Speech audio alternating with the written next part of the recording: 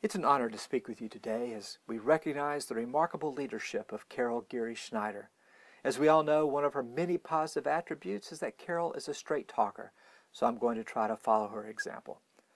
Now, I don't think anyone who has devoted their lives to our work can be satisfied with the way higher education is presented to the world these days. The press follows the scandal or the absurdity of the day, while op-eds and candidates for office rake us over the coals. And the language tends toward bitter critique or a lament for a better time at some point in the past. In these criticisms, higher education suffers from what we might call the great conflation. Every sin and failing of one institution becomes the sin and failing of all. People speak of, quote, higher education or, quote, college as if it was all part of one big fast food franchise. Even though, compared to other places in the world, the U.S. has a remarkably decentralized and varied network of higher education, and even though we have 5,500 colleges and millions of people working in those colleges, people would talk about our industry as if it were one thing, in a way they would never think about talking about manufacturing or agriculture. Now, one variant of the Great Conflation argues that colleges have become immune to, incapable of, market-based discipline. With federal money pouring in, this charge goes, we waste it on misguided social engineering, counterproductive quests for political correctness and diversity, and undisciplined spending on tenured faculty disconnected from accountability. Costs have skyrocketed, they say, because too many people with too little preparation go to college with government subsidies and come out little more prepared for a job than they went in, burdening the institution with inflated demand and burdening themselves with enormous debt. The solution, they say, is to let the market do its work of disruption and displacement, for fewer people to strive for a college education.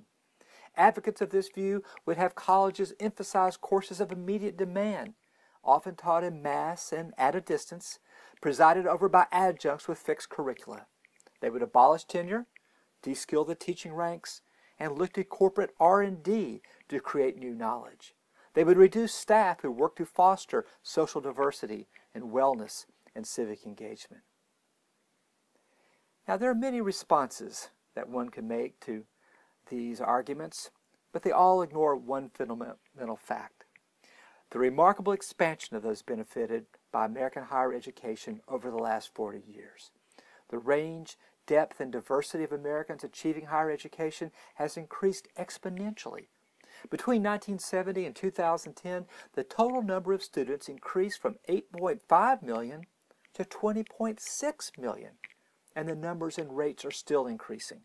Between 2002 and 2012, the percentage of 18 to 24-year-olds in higher education rose to 41%, the most ever. The number of female students increased from 3.5 million to 11.7 million between 1970 and 2010. The percentage of our students of color has doubled since 1976. Demand for all kinds of education has never been stronger. Our community colleges are bulging at the seams. Public universities of all sizes and kinds are flooded with applicants. For-profit and online enterprises have grown up to meet a demand that states and nonprofits cannot meet. We know from surveys that the great majority of college graduates are glad they went where they went to college, felt they got their money's worth, and would go there again. There is no other affiliation so significant that it wins a coveted place on license plates and rear windows for the rest of a person's life. So, in other words, American higher education has never educated more people. It has never educated a broader array of people. It has never offered an education that embraces so many fields of learning. It has never offered degrees more valuable and more coveted. It has never been more respected and appreciated by the people who benefit from it. The world admires and copies every aspect of America's diverse system of higher education, from our liberal arts colleges to our community colleges to our research universities and everything in between. Of course, higher education costs more when it finally begins to serve a vast, diverse, and often poorer student body. We should expect it to cost more as it educates more people from more backgrounds in more ways. Higher education is hard, intellectually and socially, and it's not surprising that those who are the first in their family to go to college, or who speak English as a second language, or have other work responsibilities, sometimes struggle. and sometimes require more support. Student welfare, engagement, and protection have become institutional responsibilities, and those responsibilities bring a cost. That does not mean that the institutions are failing. It means they are accepting new challenges. But if we're so great, you say, well, why the great conflation? A cynic could point to a numbness about the aspirations of other people and their children, perhaps, or a general aversion to government investment in the public good, or a disdain for intellectual independence. But that would be fighting cynicism with cynicism, a common but always losing strategy. Instead, let's focus on a legitimate cause for concern, the fact that drives and sanctions all the other critiques, the increase in student debt over the last 2 decades. At the very time education has become available to a broad public, our public investment has stalled and shifted to students and families. At the very time that American higher education has finally begun to open itself to Americans of all backgrounds, students labor under a debt that no previous generation had to incur. Even as the prospect of higher education beckons, poorer students find many impediments along the way before they even apply. Now, targeted public policies could help reduce student debt in various ways. That's a matter of political will, and it may happen sooner than we think. The problem in the meantime is that the anger over debt has metastasized into an attack on the very idea of higher education for a growing number of Americans and on virtually every element of our institutions. As a result, the Great Conflation is of little use in actually changing things. Its portrayal of American higher education is so broad and shallow that it offers no way forward. It can only counsel retreat from our highest aspirations. It changes nothing, even as it discourages many Americans from taking advantages of opportunities to make their lives better. Now, sadly, many of us in higher education are complicit in this conflation. While we know enough and are self-interested enough not to make some of the same criticisms that others make of us, we are sometimes eager to caricature entire segments of higher education, often to defend our own segment. Now, I'll admit that it took me a long time to understand my own habits of thought, and I still have to fight against those habits. Higher education has given me every chance I've had in life. But it is easy, decades into a career, to remain myopic about how the various pieces fit together. It is easy to focus mainly on our departments and our disciplines, seeing everything that does not immediately help those bases of loyalty as irrelevant at best and threatening at worst. Now, I learned about other parts of the university largely through accident. When I became chair of the Faculty Senate at the University of Virginia, for example, I suggested that we have a university-wide conversation about teaching. I was sure that the rest of the university would be enlightened by the excellent example of history. To my surprise, I learned that innovative and dedicated teaching was also taking place in the business and engineering and education and law schools. It turned out that other parts of the university were not so easily caricatured. When I became Dean of Arts and Sciences at UVA a few years later, I was further deconflated. Reading hundreds of tenure files, I came to see 27 disciplines from the inside. I came to see how ridiculous it is when people in the humanities argue that scientists don't pull their weight. And conversely, how ridiculous it is when scientists imagine that what they do is harder than, say, exploring medieval France, or producing a play, or conducting a complex survey. Every discipline has its own burden, whether it's the incessant demand for grant proposals or the impossibility of getting a grant in the first place. Reading anonymous letters of evaluation from students, I saw good teaching in many forms, from labs to large lectures, changing lives every day. And after looking under the hood, it was harder to patronize entire fields of study and ways of sharing discovery. When I went on the road as dean to talk about the college, I discovered that alumni were at least as smart as I was, and if they were willing to talk to me, probably more philanthropic. I also discovered that all of them remembered faculty members who changed their lives, and asked about them, and asked me to pass on their memories and gratitude. After that, it was harder to caricature alumni as engaged only by football and reunion parties. Along the way, I discovered, too, that a common target for conflationists, the much maligned administrators, are some of the best people I've ever known. The amount of goodwill, expertise, mutual understanding, and larger purpose demonstrated every day among remarkably selfless people working for the common good was a belated revelation to me.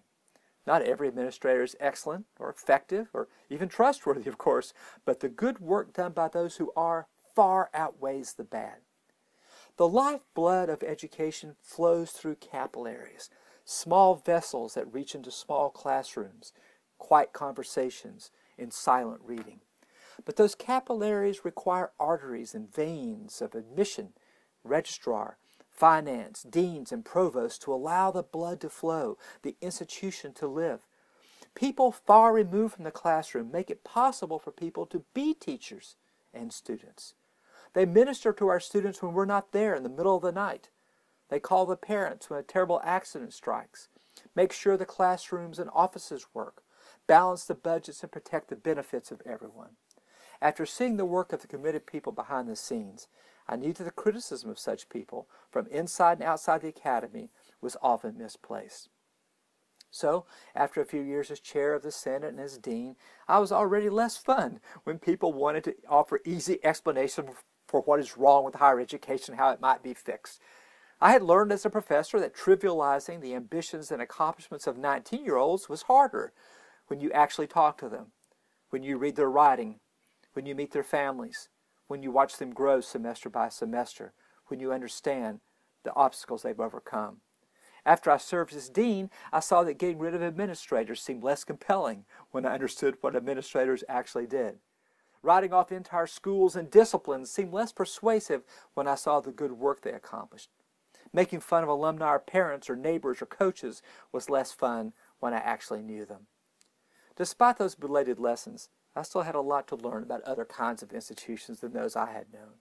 After I became president at Richmond, I was asked to serve on the board of the American Council for Education and co-chaired a committee to write a report on accreditation in higher education, another common target of conflationism. In that work, I saw how all kinds of schools, ranging from Princeton to small for-profits, from vast regional and urban publics to tiny faith-based colleges, fulfilled their distinct missions.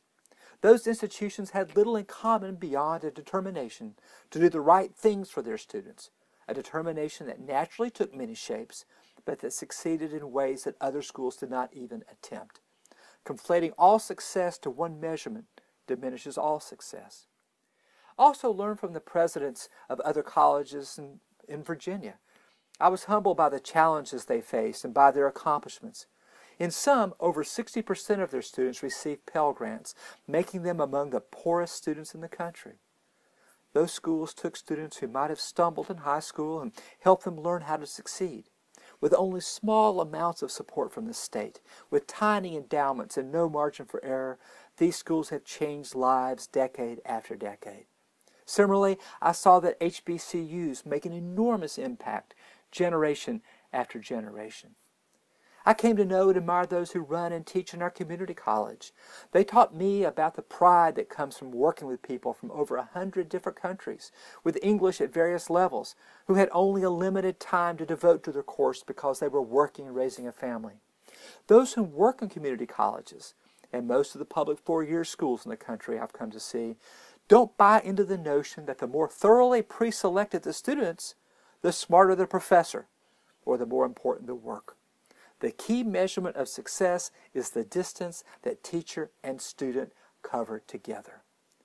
Now, as I received this belated education in higher education, the more frustrated I became with the banal language of the Great Conflation in all its forms, whether it came from outside or inside. It bothered me not because it hurt my feelings, but because it leads people to believe it's half-truths, to believe they won't be able to take advantage of the single most reliable means of building secure lives for themselves in this nation, higher education. Because young people hear about $1 trillion in debt, they don't look into the hundreds of millions of dollars of financial aid available. Because they read exaggerated articles about getting into college, they miss opportunities in their backyards.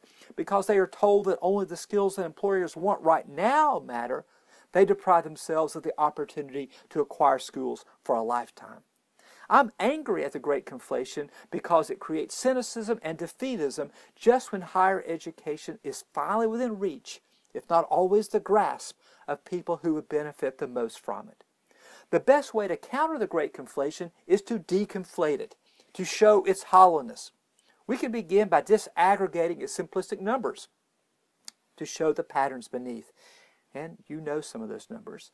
A median college graduate makes $69,000 a year instead of $35,500 a year that only a high school graduate makes.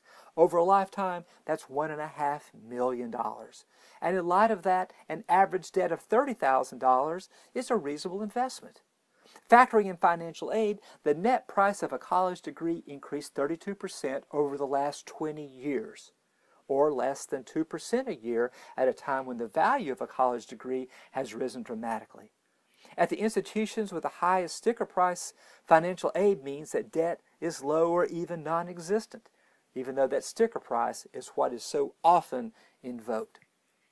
Now, higher levels of student debt have arisen from demographic, governmental, international, and long-term process, not from moral flaws in our institutions, not from some incapacity for innovation. Rather than looking for quick salvation through unrealistic dreams of corporate-driven technology or abolishing administrators, we need to begin by asking, what can we fix now, doing what we know works? We cannot so easily dismiss what so many hands, working in so many places, have been able to build over the last 40 years. Now, defending things wholesale in higher education, of course, is its own kind of great conflation. We all know that we face serious problems. All our skills will be necessary to address those problems in the institutions where they can be addressed now and with consequence. Think about one apparently simple sentence, for example. Quote, "Debt afflicts those who do not finish college, and those who do not finish are those who struggle in the first semester because of lack of preparation or problems at home." End quote. Each of the components of that sentence requires its own kind of understanding, its own response from the Office of Financial Aid, from academic advising, from resident assistants, from counseling, and from teachers. We have to take these things apart before we can put them back together. Conflating them keeps us from fixing things that we can. We need to move beyond conflation to common purpose. We do that by respecting our special purpose, heritage, and capacity for each of our institutions. Rather than conflation, we need solidarity, a solidarity born of respect for the different missions of institutions and individuals within those institutions. Now, we have new tools to build that solidarity, even as we maintain our individuality. The document at the center of many discussions at this conference, Open and Integrative, points to exciting possibilities before us. Rather than imagining new digital teaching and learning tools only as disruption and displacement, that document helps us see how we can use those tools to do what we know what works, what the AAC&U has shown us that works. We are only at the beginning of discovering what digital tools can do, of, as the book says, quote, making a quality liberal education available to all, equitably. The flexibility of the digital world can be a powerful ally for the diversity of American higher education, for our responsibility to reach new students with new possibilities. We've learned from Carol Geary Schneider and the American Association of Colleges and Universities that the key to effective education is to pay close attention to exactly what our students need. And they need different things at different stages of their lives from different kinds of institutions. Our differences are our strength. The problems of higher education are real, but they are specific to specific kinds of institutions with specific solutions. The Great Conflation, despite its knowing tone and sweeping pronouncements, fixes no problems. At the same time, it creates its own. Higher education never has been, and never will be, in alignment with all the things we want and need it to be. It will always be behind or ahead or beside what some people want it to be. That is its very nature, for education is where the past and future, change and stasis, tradition and invention confront each other. So those of us in the vast, lumpy, and churning world of higher education might as well admit, in the face of cynicism, that we are invested in an idealistic effort. Every class has an ideal of exchange, of excitement, of learning at its heart. Our quiet and sometimes vulnerable idealism is hidden in plain sight, experienced by parents, students, faculty, and administrators every day, changing lives and remembered for lifetimes. We must protect that idealism at the same time we confront the real challenges that endanger it. Thank you very much.